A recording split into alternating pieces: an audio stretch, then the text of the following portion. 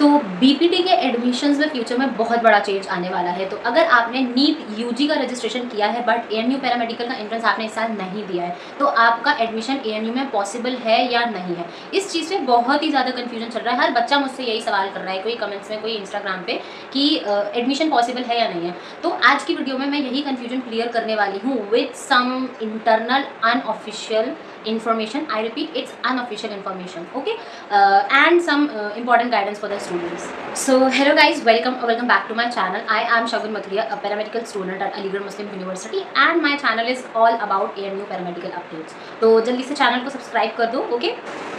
तो main video start करने से पहले मैं आप लोगों को ना एक डिस्क्लेमर देना चाहूँगी कि ये जो वीडियो है ये सिर्फ और सिर्फ इन्फॉर्मेशनल पर्पस के लिए बनाई गई है। बच्चों को हेल्प करने के लिए मैंने ये वीडियो बनाई है, क्योंकि बहुत सारे बच्चे परेशान हो रहे थे। कोई इंस्टाग्राम पे, कोई कमेंट सेक्शन में मुझे बोल रहा था कि दीदी प्लीज़ बता दो, मैम प्लीज़ पता लगा लो। तो जो भी मैं अपने इंटरनल रिसोर्सेज से जहाँ तक चीज़ें मैं पता लगा पाई हूँ उसके बेसिस पे मैंने ये वीडियो बनाई है। तो फ्यूचर में जो भी ऑफिशियल अपडेट्स आते हैं तो आप लोग प्लीज़ उसको कंसिडर ज़रूर करना, बट अभी तक तो चीज़ों को लेकर कोई भी ऑफिशियल अपडेट नहीं है।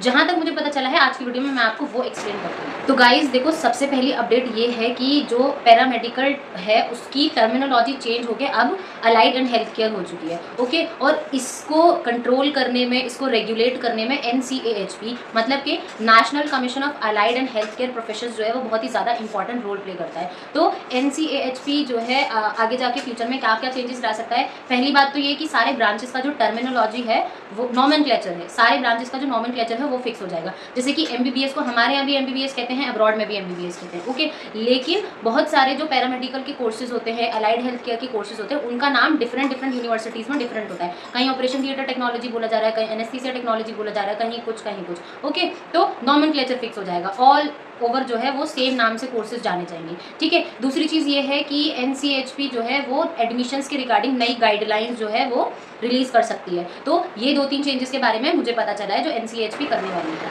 तो अब इंटरनल लेवल पे जो इन्फॉर्मेशन मुझे मिली है, अब हम मेन चीज़ पे बात कर लेते हैं। तो देखो, BPT को नीट के थ्रू कंडक्ट कराने का डिस्कशन तो हुआ था, और डिस्कशन जब हुआ उसके बाद ही गाइडलाइंस वगैरह AMU ने रिलीज़ कर दी। इसीलिए जो गाइडलाइंस है उसमें लिखा हुआ है कि BPT थ्रू नीट होगा। लेकिन NCAHP जो है, national commission of allied health care professions ने 1 महीने बाद उस पॉलिसी को जो है वो रिजेक्ट कर दिया, क्योंकि इतने बड़े लेवल पे इतनी जल्दी एग्जाम कंडक्ट कराना बहुत ही ज़्यादा जो है वो मुश्किल हो रहा था। सेकेंड थिंग ये है कि सिटिंग अरेंजमेंट, बहुत सारे फैक्टर्स होते हैं। देखो, एग्जाम कंडक्ट कराना is not an easy task, ठीक है।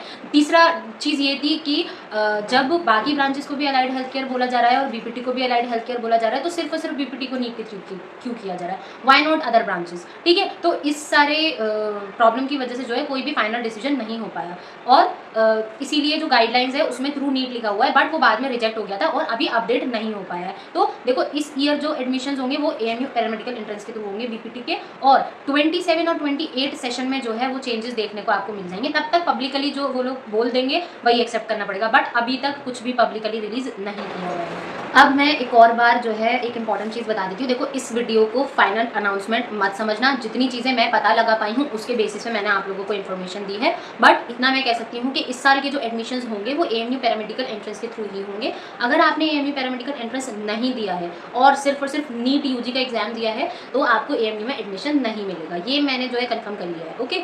और बाकी थोड़ा सा देखो, वेट करो क्या फाइनल चेंजेस होते हैं। अगर फाइनल चेंजेस होते हैं तो मैं आपको ज़रूर अपडेट दूंगी जितना मुझे पता चल सकेगा, ठीक है। फेक रूमर्स में मत आना, और अगर किसी और यूनिवर्सिटी का जो एडमिशन प्रोसेस है वो डिफरेंट है तो प्लीज़ उसको इग्नोर मत करना, क्योंकि देखो सारी यूनिवर्सिटीज़ के एडमिशन प्रोटोकॉल्स डिफरेंट होते हैं, ठीक है। अच्छे से पता लगाना फिर ही एडमिशन लेना, ठीक है।